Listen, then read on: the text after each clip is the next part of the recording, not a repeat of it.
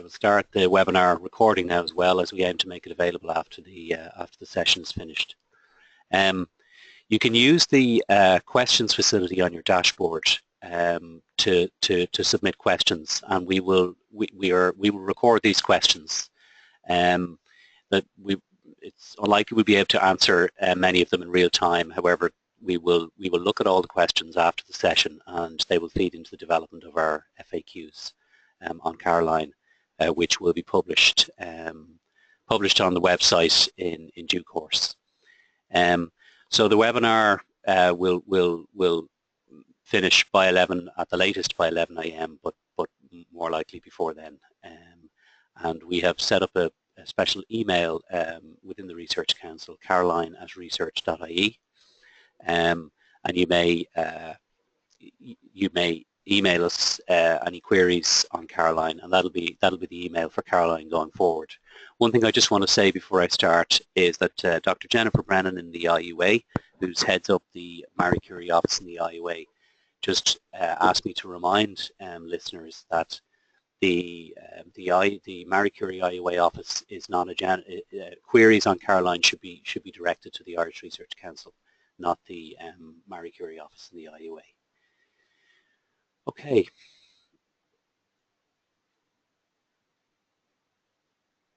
So the Irish Research Council is delighted to have secured funding for Caroline, and we thought very carefully, I suppose, about what would align with the I suppose the research ecosystem within Europe and the wider policy landscape around within Europe and globally. So Caroline is a postdoctoral fellowship program co-financed by the Irish Research Council and the European Commission under Marie Curie Skłodowska-Action's Cofund. So what will be offered is 50 postdoctoral fellowships, and essentially Caroline will have a project duration of around 5 years, and there will be two calls for applications over those 5 years. And I'll of course go into more detail later about that. So what does Caroline aim to do? Well, Caroline aims to broaden the career perspective of researchers and increase their chances of obtaining or gaining a future senior research position, including in the non-academic sector. So up to 50 fellowships will be awarded, and they will enable researchers to undertake mobility between countries and sectors in order to gain practical experience in a variety of settings and contexts, and to conduct research that resonates with European and indeed global challenges. So that's the aim of the programme. That's the basis on which we submitted our proposal to the European Commission, and that was the basis on which the Commission retained the proposal for co-funding. So in terms of the structure of Caroline, it's a tripartite research collaboration between the researcher, host research performing organisation in Ireland, and a partner organisation, which can be both within Ireland and overseas. That partner organisation is focused on the non-governmental and international organisation sector. So it's very much about knowledge transfer between academia, between the academic and non-academic sectors. Caroline is aimed to appeal to all disciplines. I think that's a very important point. We envisage that researchers from all disciplines can potentially participate in Caroline. Impact is very important. The impact of research for policy, the impact of research for practice outside academia, and impact in terms of how research can help to address European, national, and indeed global challenges. That's very much part of Caroline as well. And of course, central to Marie Curie Skłodowska Cofund is programs that really help to develop the career of researchers and to open up new opportunities for researchers that they may otherwise not be in a position to take up. So the thematic, the thematic, I suppose, for Caroline in terms of the research, we've chosen a very overarching framework, which is the Global Goals for Sustainable Development, which are agreed by all countries of the United Nations. They were drafted in August and agreed in the General Assembly last September. And as you will see on the screen in front of you, as you'll see, they're very broad. They will appeal to people of a wide degree of disciplines. There's challenges that are scientific in nature, engineering, social sciences, humanities, politics, equality, democracy, and they're extremely wide, and they're really about ensuring, I suppose, ensuring the future of humanity really on this planet. But they're very broad, as I said, 17 goals, and certainly our view is that there's something here for all disciplines, such as energy, industry, innovation and infrastructure, reduced inequalities, and as you'll probably see from the screen, there's a very strong interdisciplinary dimension to these goals in terms of that interdisciplinary approaches will be needed to achieve essentially the goals that the United Nations as a global actor has set out. So this is very much the thematic. This is for Caroline, and applications should speak to these one or more of these goals. That's just the launch of the United Nations offices in New York when the Sustainable Development Goals were launched. It was very much a global event involving myriad countries. The President, Michael D. Higgins, in fact, recently spoke, you'll see the Sustainable Development Goals on the screen behind him there, recently spoke about the goals, the importance of the goals, the importance of Ireland's role in contributing to the achievement of the goals at the recent DOCUS conference, the theme of which, as I said, was the Sustainable Development Goals. So it's very much, it's very current within Ireland, but internationally as well. And I think the Sustainable Development Goals as the thematic for Caroline, it strongly resonates with the 3I mobility principles of MSCA Cofund. So MSCA Cofund is around international mobility, intersectoral mobility, and interdisciplinary mobility. And these very much support and drive the career development of participating fellows. And in terms of international mobility, obviously the goals and targets, they involve the entire world, not just developing countries. The Sustainable Development Goals are as much about developed countries as they are about developing countries. And in fact, Michael D. Higgins was at pains to point that out in his address to the DOCUS conference. They're about all countries in the world developing a sustainable future and working together in that respect. And of course, the flow of excellent researchers between different countries and in and out of academia will be very important to ultimately make substantial progress on those goals. That very much fits in with the key Marie Curie principle of mobility.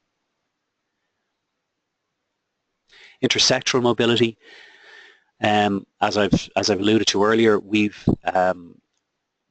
the non-governmental and international organization sector is key to the Caroline program, and civil society and international organizations have also been absolutely key to Agenda 2030 and are seen as key to the implementation. So that very much, as I said, that very much align. Those two things very much align, and of course.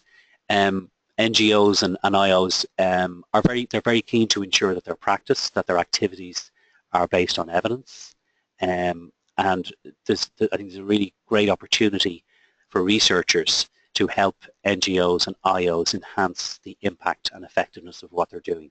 And that's very much something we've sought to stitch into Caroline.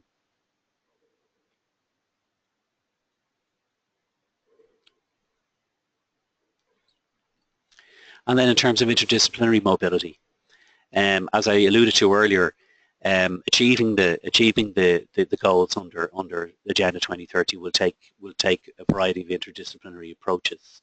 For example, linking the economic, the social, and the environmental, and achieving the sustainable. The research community, obviously nationally and internationally, coming together, developing interdisciplinary approaches, will really support the achievement, as said, of the Sustainable Development Goals, and exposure to new interdisciplinary approaches, developing connections and links around interdisciplinary research, again, is very much part of the developmental aspect of Marie Curie Cofund, and that through the structure of Caroline, I suppose that's through the structure of Caroline, we'd be confident that will be among one of the deliverables.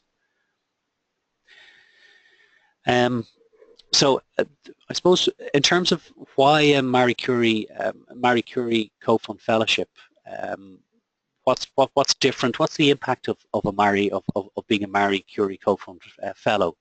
The Commission did some work on this, and they looked at the experience of Marie Curie Fellows versus a control group, essentially, versus non-Marie Curie Fellows, and they looked at the outcomes for each. And I suppose what they found was that there are tangible and definite impacts on a researcher's career prospects through participation in a Marie Curie Fellowship. So fellows reported that their participation contributed significantly to areas such as access to high quality research facilities, I suppose the connecting and becoming well established within a professional network, and crucially the improvement of their disciplinary skills. It's also interesting that Marie Curie Fellows publications are more often cited than non-Marie Curie non-Marie Curie Fellows, and the former group's publications are more frequently published in influential scientific journals. And also, I suppose a fairly well-known statistic at this stage is that Marie Curie Fellows are more successful than non-Fellows in applying for European Research Council competitive grants for high-quality research. So, as I'm sure many of you are aware, the European Research Council grants are among the most prestigious in the world, and Marie Curie Fellows have a good track record in that respect. There are other I suppose the study also showed up other aspects, other positive aspects of participation in a Marie Curie Fellowship. Marie Curie Fellows achieve professorship titles more frequently than other groups, although later in their career, and they're more likely to have a leading position for a team of researchers. And interestingly, Marie Curie Fellows tend to be more satisfied with their current jobs than the control group.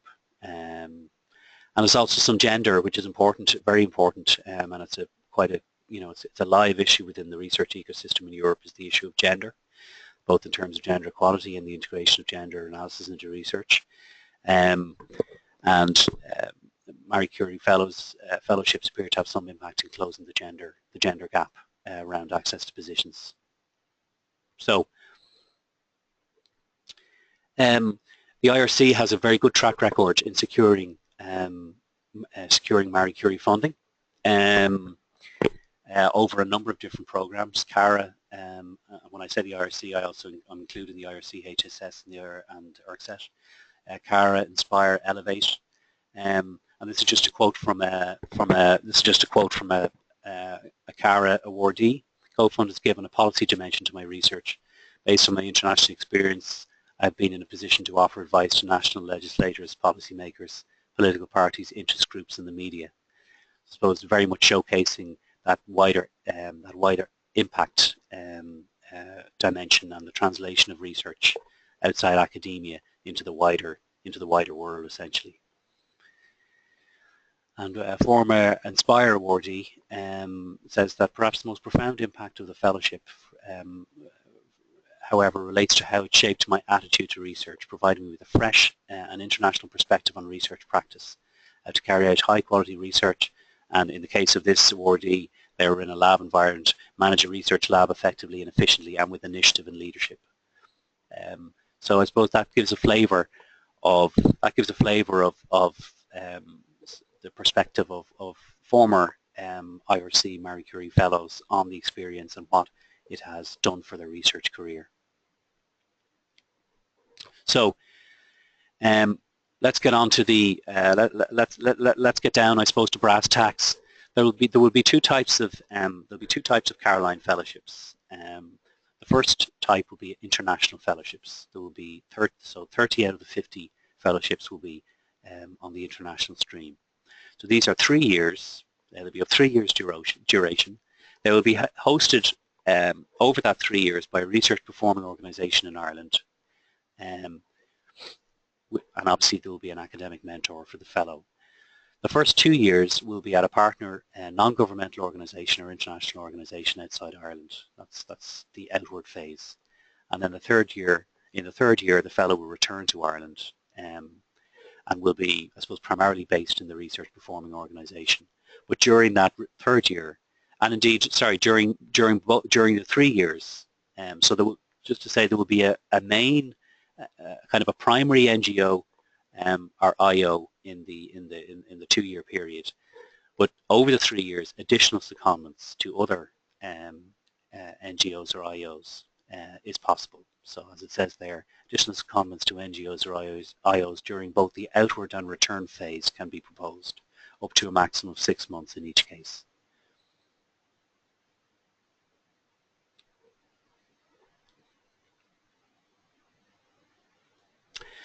The second cohort, the second stream under Caroline will be what we call Irish Fellowships, and there will be 20 of those. So they'll be 2 years, hosted by a research performing organisation in Ireland, and there will be a mandatory main secondment to an NGO or IO in Ireland, which of between 6 and 12 months duration, and then there can be additional secondments over the 2 years to other NGOs or international organisations, in each case up to 3 months, and they can be also proposed.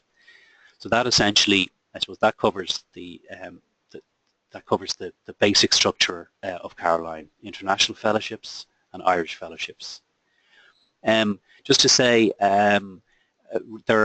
the research performing organisations in Ireland, people are probably reasonably well aware of who they are.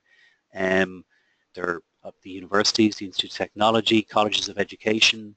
They're actually around, if you include institutions like DIAS, the Royal Irish Academy, Teagasc, there are actually around 46 eligible research performing organisations, I suppose, aligned with the Irish Research Council schemes. So you can find out, you can get a full list of the eligible research performing organisations which will apply to Caroline on our website in the About Us section.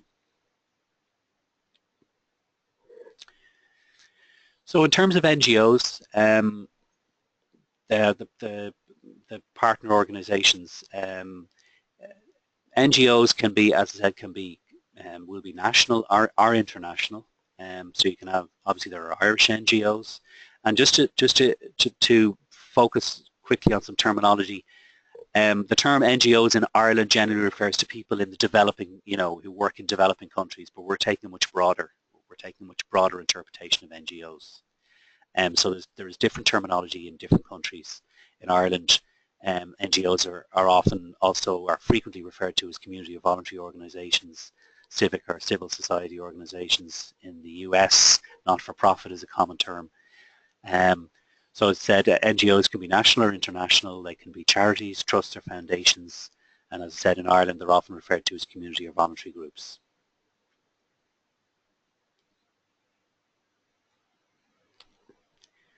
So in terms of common features of NGOs, and this is important, and of course the Caroline application will include questions on the nature of the partner organization to ensure that it meets the basic criteria. NGOs are, in general, the common features of NGOs, they're private legal entities, and they're independent of direct or indirect government or political control. They're broadly working for progress, whatever that might be, locally, regionally, nationally or internationally. And the Sustainable Development Goals are very well aligned with the work of NGOs in general. And that it will be important that there will be a governance structure within the NGO, such as a board of directors, a board of governors. So these will be common features that you would expect to find within NGOs, and it's important that all NGOs that are partner organisations within Caroline will broadly meet these requirements. Examples of international NGOs. I probably don't need to mention there are myriad Irish NGOs, from quite small organisations up to larger organisations. I'm sure many of you are aware of them.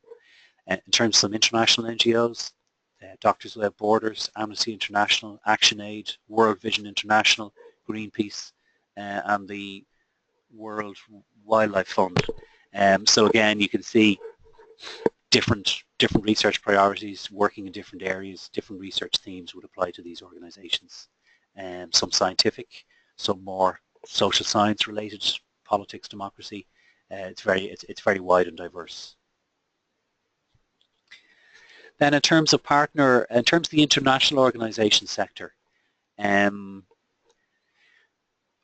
international organisations can be intergovernmental organisations or international non-governmental organisations, and I've already talked about international NGOs in the previous slides. So that's one kind of arm of international organisations. The other key arm of international organisations is intergovernmental organisations, IGOs, of which there are many, and within that there are a group within IGOs. There are a group, or within the overall category of international organisations, there's a group called International European Interest Organisations. I'll mention them in a minute. There are myriad intergovernmental organisations covering everything from atomic energy, as I said, literally A to Z, climate change, democracy, cultural issues. It's very, very diverse. The UN obviously is probably the best known intergovernmental organisation. There are a number of subsidiaries of the UN that are in, such as the UN Development Programme, UNESCO, UNICEF. If you just Google international organisations, there's a very good Wikipedia page that lists them all. Probably more than you might have imagined. I have that page open on my screen, but I'm not inclined to switch from the PowerPoint presentation to show it, because I had a little bit of difficulty getting the. I might have difficulty switching back to the PowerPoint presentation afterwards, but you can very quickly get a full list. And then some examples, as I said, some examples of intergovernmental organisations: UNDP, UNESCO, the World Health Organization, the International Panel on Climate Change, the International Organization for Migration, the International Labour Organization. That's just a very small sample of the intergovernmental organisations that are in existence. I mentioned European interest, international European interest organisations. And I'm sure some listeners may be interested in these, because they do fall under the broad category of international organisations. CERN is an international European interest organisation. For example, the European Molecular Biology Lab is an IO, and then Institut Langevin, ILL, is another example.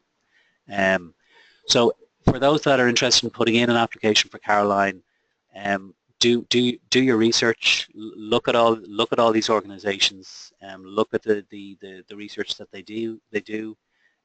Particularly against the background of the Sustainable Development Goals.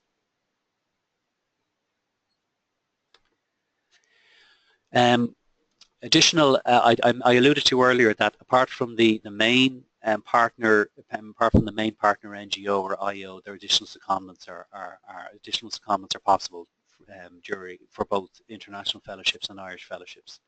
Now these, of course, should make sense from a fellow training or research point of view. So they must be integrated, integrated into the research proposal in a logical way. But we just on the second point here, we did get a question in advance of this webinar on that.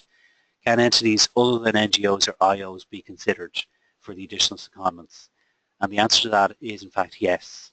That, for example, SMEs could be considered under the for additional secondments. But again, where there's a rationale given the research. Given the research projects and the research proposal. Now, I just want to talk briefly about the indicative salaries for fellows, and these. The first thing to say is I think they're very competitive, and by Irish standards, they're very competitive, and they're based on the Marie Curie. The Marie Curie rates. So for the incoming phase, that's when either an Irish fellow or an international fellow is in Ireland. So that would be the third year of the international fellowship, or the 2 years of the Irish fellowship. The indicative salary is 60,000 per annum with family, or 55,000 per annum without family. And then for the outgoing phase, which applies to the international fellowships, again, the salary per annum with family would be 59k, and without family would be 53k. There's quite a complicated system of coefficients depending on the cost of living in the country that the fellow is in. So there's, as I said, there's different coefficients associated with different locations. So the final for the outgoing phase for international fellowships, the final the final salary is determined by the coefficient in that country. But these are the indicative. We used for the Caroline proposal of the Commission. We used an average, and these rates are based on that average.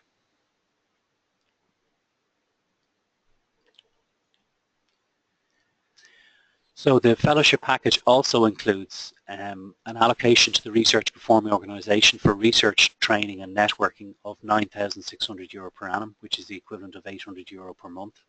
That's allocated to the research performing organisation, as I said, to support the R&D and the research, training and networking of the fellow. There's a contribution which again it would be made to the RPO, and then they would allocate it to the partner organisation or organisations, and this for overheads, I suppose, in recognition of the additional cost that might be faced by a partner organisation in hosting a researcher of 3,130 per annum. For those fellows not in possession of an European health insurance card, if they're not entitled to it, or they're not in a country, they're not in a country, for example, for the outward phase for the international fellowship, where the HIC applies, there is health insurance, and then the fellowship package also includes paid maternity leave in line with Irish policy. So I think it's fair to say that the structure under Caroline, it'll offer flexibility through, as said, the having the possibility of working with a number of different NGOs or IOs, a main partner, and potentially additional secondments. That will generate the potential for very diverse training and development opportunities for the fellow. There will be intersectoral cross-fertilization of knowledge, experience in working with non-academic colleagues, and I suppose in partnerships across the academic non-academic boundary, and ultimately enhanced career opportunities, which is really the starting point, the starting point for the Caroline scheme, which is to enhance career opportunities for researchers and both within academia and outside academia. Now, it is important to note rules in three. It's important to note rules in three key areas. These are Marie Curie Cofund rules. There's applicant eligibility rules, and there are mobility rules for the applicant, and there are country rules which will be relevant for the partner organisations. And I will go through each of them in turn. But there's, as I said, there's three important sets of rules which you should be aware of if you are putting together a Caroline application. So the applicant eligibility, this is a fellowship scheme, so applicants should be experienced researchers, and that's a particular term used by the European Commission, and they are those researchers in possession of a doctoral degree or have at least 4 years of full-time equivalent research experience at the time of recruitment. Applicants are welcome from any EU member state, overseas country or territory linked to a member state, associated country or third country. And I'll talk a little bit about associated countries and third countries in a moment. And it's also important that applicants must be able to communicate through the English language, and the research performing organisation in their endorsement of a Caroline application would need to confirm that aspect is in order. And then in terms of the applicant mobility rules, is very important for international fellowships. It's important to know that eligible researchers for the international fellowships are those who have not been in the country of the partner NGO or IO outside Ireland for more than 12 months in the 3 years prior to recruitment. So that's important. And if the host for the outgoing phase is an NGO or IO located in a third country, the researcher must either be a national resident citizen of an EU member state or associated country, or have been continuously active in research for, I think it's 5 years full-time equivalent in the European Union, in a European Union member state or associated country prior to the time of recruitment. So this is quite technical. It's quite technical here, and said I don't want to lose people at this point. But this, as I said, you can perhaps when you review this presentation, you can look more closely, particularly at the second one. But the first bullet point there is very important. Eligible researchers, those that have not, for international fellowships, there are those who have not been in the country of the partner NGO or IO outside Ireland for more than 12 months in the 3 years prior to recruitment. Then for the Irish fellowships, again similar, but relation to Ireland, eligible researchers are those who have not been in Ireland for more than 12 months in the 3 years prior to recruitment. So that one of the core principles of Marie Curie Cofund is mobility, and that's why these rules apply. It's about researchers fanning out around Europe and indeed wider than Europe, and cross-fertilization between researchers from different parts of the world.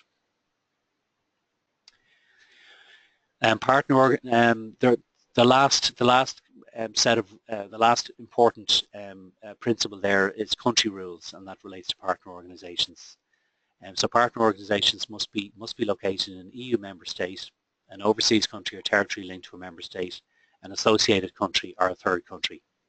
Again, I have a list of associated countries and other countries just with this presentation. I'm not going to show the document just in case, as I said, I have difficulty just getting back onto the slideshow, but we can make that available along with the presentation on our website. Associated countries would be, for example, Georgia would be an associated country. That's just one that I can think of off the top of my head. There's a list of about 15. Generally in and around the Europe, near the European, the European continent. So as I said, the country rules are important in the context of partner organisations. So the timelines, and these are, I would stress that these are subject to change, and they're anticipated timelines that we envisage at the moment. So the first call will open on the 1st September 2016. it would be around a 2-month window with a deadline for applications of the 1st of November 2016. And then awarded Irish fellowships will run for 2 years. The successful Irish fellows I can't actually see. I can't see the date there because it's obscured by just excuse me for a second. Yeah, 1st of April. Yeah. Yeah, awarded Irish fellowships will run for 2 years from the 1st of April 2017 to the 31st of March 2019. So the fellows would start by the 1st of April. And then awarded international fellowships will run for 3 years from the first, so that the fellows would start by the 1st of April 2017 and would terminate at the end of March 2020. Then call 2, we envisage, again, it comes with a health warning, it is subject to change, and of course we will give plenty of notice to the system when we finalise the call dates. We'll give plenty of advance notice. The call 2 will open on the 1st of June 2017 with a deadline for applications of the 1st of August 2017, and then awarded Irish fellowships will run. Awarded Irish fellowships will run for 2 years from the 1st of January 2018 to the 31st of December 2019, and awarded international fellowships will run for 3 years from the 1st of January 2018 to the 31st of December 2020. So they're the timelines for the 2 calls. So in terms of the application process, applicants identify non-governmental organisation or organisations, so partner organisation or organisations relevant to the research proposal. They would also obviously identify, talk to, liaise with, find a suitable host research performing institution in Ireland, and indeed a mentor. The applicant would then submit the proposal along with the endorsement of the partner organisation and the research performing organisation. As with all Irish Research Council funding schemes, the application will be put out to international independent evaluation, and then the offer of fellowships will be made to the highest ranked applicants. So that's just a quick overview of the broad flowchart for the application process. Just for those of you that are now going to go away and think about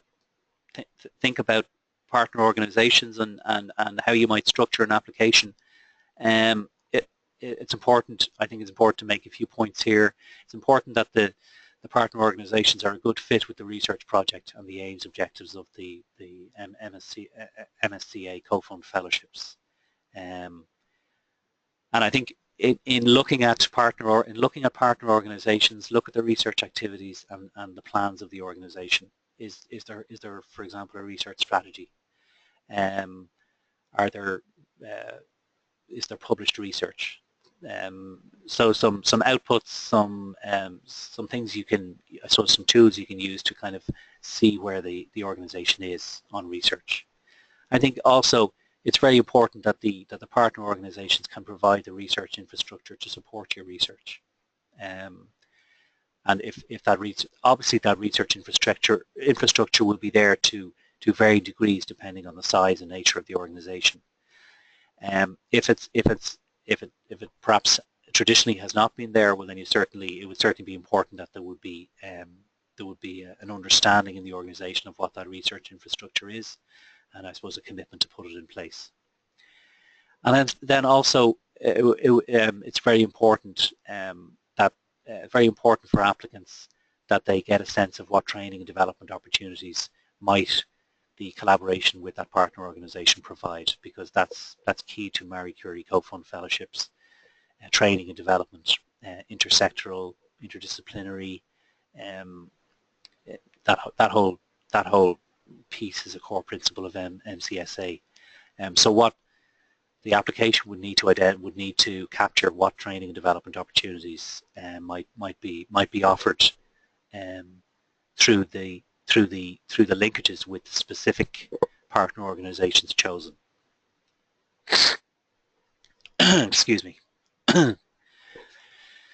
The evaluation criteria for proposals. I mentioned earlier that the proposals will be put out to independent external evaluation, and those proposals will be, the proposals coming in under the two calls will be evaluated on the basis of excellence, impact, and the quality and efficiency of implementation of the proposed research project. So I think they're the three key evaluation criteria that will apply to, as I said, under the Caroline calls. Excellence of the research project, the impact, and the quality and efficiency of implementation. In terms of promotion and awareness, obviously the Irish Research Council, we very much understand the need to, I suppose, to promote Caroline as much as possible to NGOs and IOs, I suppose, to support, I suppose, support and bring together as much as we can. I suppose, NGOs and IOs that would very much see themselves as being a very good fit with Caroline. So we will be reaching out to non-governmental organisations and IOs, both at home and abroad, to raise awareness of Caroline and the benefits to the organisation of being a partner. Because ultimately, for partner organisations to come on board, they will need to see a strong, they will need to see a strong benefit for themselves. Obviously, a key attraction for the partner organisations will be the fact that the fellowship is fully funded. It's fully funded, if listeners are engaging with NGOs and IOs, obviously that's a very important point to make, that they're fully funded by the IRC and the European Commission. And then prospective applicants, NGOs and IOs will be invited to register with the Council for updates on the rollout of Caroline. So we will set up a web-based facility for all, I suppose, all interested parties to register their interest in Caroline, and then we can use that. We can use that. I suppose use that distribution email distribution list to keep people appraised as to what's happening on the rollout of Caroline. For example, when we confirm the call dates, etc. So we will be doing that over the coming weeks. We're planning regional information sessions in collaboration with research offices. That's planned for late May, early June. We're planning these for Dublin, Cork, Galway, and Limerick. Said we will provide notice of those sessions when they're confirmed. So we're just looking at local venues at the moment. And I said we expect they will take place in late May, early June. And we would look to make local NGOs and IOs aware of the sessions, so that they would be a part of the target audience for those regional information sessions as well. And we've set up a Caroline section on the Council website. It's within the postdoctoral funding area, and we will regularly update this as additional information becomes available. So really, in summary, why apply for Caroline? And hopefully you have answers to those. You have answers to those questions already through the content of this presentation. But I think just to sum up, Marie Curie Cofund fellowships are prestigious.